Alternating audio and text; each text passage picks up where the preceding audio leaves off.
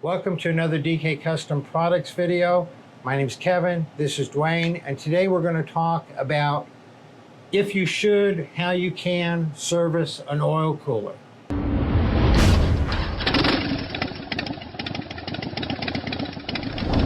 So before we get started on this video, if you could please like, comment, and subscribe, it really helps us out a lot, and we'd appreciate it. Right. Today we're going to talk about a question that we got from a customer about servicing or cleaning an oil cooler. Right. And so when you're talking about servicing or cleaning, it's the potential sludge that may be left in the passageways in the oil cooler, which I don't think is an issue, but I think that's what he's asking. Is there something in there that should be cleaned out or removed at a certain interval?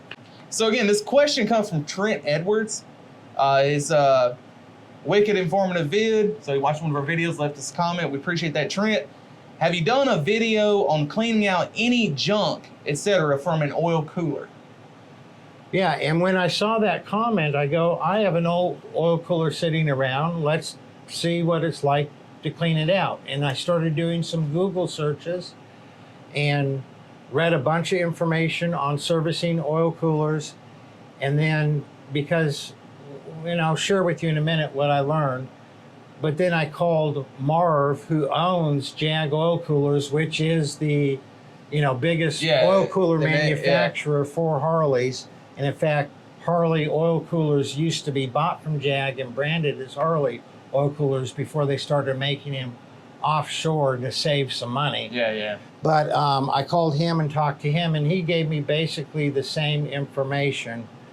And that is, there's two camps.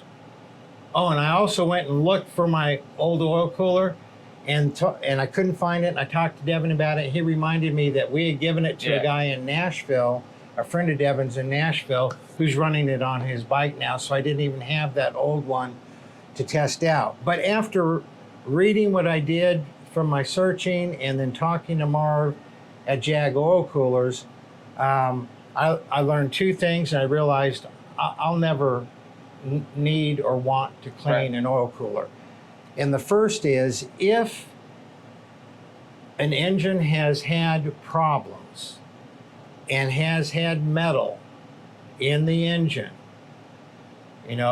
like from cam lobes getting shaved or any kind of problem where there's been metal in the engine that you think might have gotten into the oil cooler, throw the oil cooler out.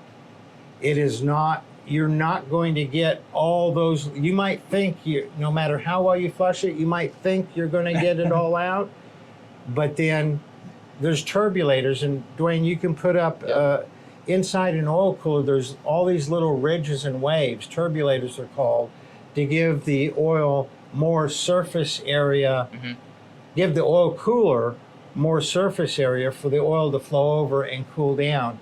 And little pieces of metal can get stuck in there, and no matter how well you flush it, it might not get out until 2,000 miles down the road. You hit a bump a certain way, and that piece of metal gets jolted loose. So, as a rule, now there is an exception.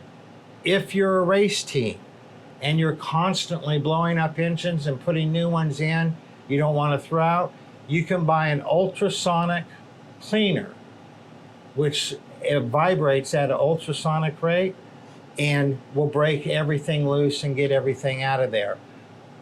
But those ultrasonic coolers are so expensive, you can buy 3 or 4 oil coolers before you even pay for that. So apart from that, using an ultrasonic cleaner, you're not going to want to trust an oil cooler that has possibly had metal shavings go through it. Yeah. And then the whole thing you just explained really triggers me, because in my younger days, I had less common sense, like a lot of us do. I changed out a transmission in my truck twice. I would have it rebuilt, put it in, and it wouldn't last 100 miles. Like, what am I doing wrong? I wasn't flushing the coolant lines. It's exactly what I was not doing. Third time's the charm, I figured it out. I actually bought a new radiator, coolant lines, all that. Been running that ever since. That was 10 years ago. Oh, that's on your Chevy? On my Chevy, yeah. Yeah. So yeah, same concept. So, if you have to have a reason.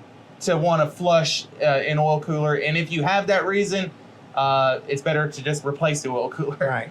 Now, what if it's just a used oil cooler that you've taken off a bike, there's never been any metal in it, and what if it's just a used oil cooler and you're thinking, oh, there might be some sludge in it? And the fact of the matter is that the oil cooler, as oil flows through it, is no different than the rest of the engine, and the coolant, the passageways in the oil cooler are much larger than many of the passageways in the engine. Right. It's just not going to gunk up. If you have just a trace amount of sludge in your oil cooler, think of what's in your oil pan. Like, it's just, it's a drop in the bucket compared to other places. And so even if there is, once it gets heated up and the hot oil is going through it, it's going to carry it through. So there's really no reason to do it. If you want to, you can take a solvent, you can put it in there, you can slosh it around, vibrate it around, and dip it and pour it out, and then run some air through it. It's not going to hurt it to do that. Exactly right. The one other tip that Marv at Jag Oil Coolers gave is something that I've been saying for many years, and I have even more of a reason to say it now, because he pointed out that what I've been saying for many years, and that is this. People sometimes ask when they're doing an oil filter relocation and an oil cooler installation, should the oil go from the engine through the filter, then to the cooler, or go from the cooler and then to the filter? And I've always told people it doesn't make much difference, but I always have it go to the filter first and then to the oil cooler and then back into the engine. And my reasoning has always been is that if it goes to the filter first, it's at its hottest. Yep. And it's going to flow through the filter easier and then go to the oil cooler and cool down and go back into the engine.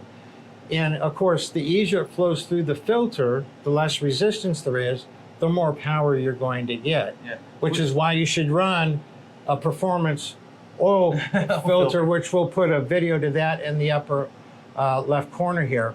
But running it from the engine to the filter to the cooler has always been the preferred way.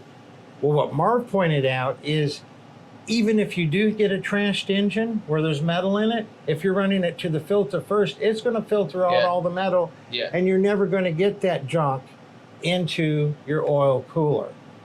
There's really should be no need to ever clean an oil cooler. If there's any chance that metal's gotten into the cooler, throw it out, get another one. It's not worth saving a few $100s to possibly, cost thousands of dollars on putting metal through a new engine. Right. And the other takeaway is, there's two more takeaways. One is if you do want to clean it, it doesn't hurt to fill it with gasoline or some other solvent, shake it around, drain it out, blow air through it, and get any residue out. Although it probably is not going to have any perceptible help. Those of us who just want to do every little thing, it's not going to hurt. But the big thing is run the oil through the filter before it goes to the cooler and back into the engine. Yeah, and you got to think, man, that oil cooler, fairly small, so any residual sludge or anything that might be dropped in there or might be stuck in there, like I said, it's a drop in the bucket compared to what's actually still left behind in your sump or in your oil tank when you do an oil change. And the only way, and Kevin and I are going to do a video on this in the future, scavenging all of that out. So when you see what actually comes out, what's actually left behind when you think you've done a fresh oil change. Oh, no. I mean, you're talking a half a quart to 3 quarts of oil. Right. So again, anything left behind in the oil cooler, a drop in the bucket to what's actually left behind residual-wise in the engine.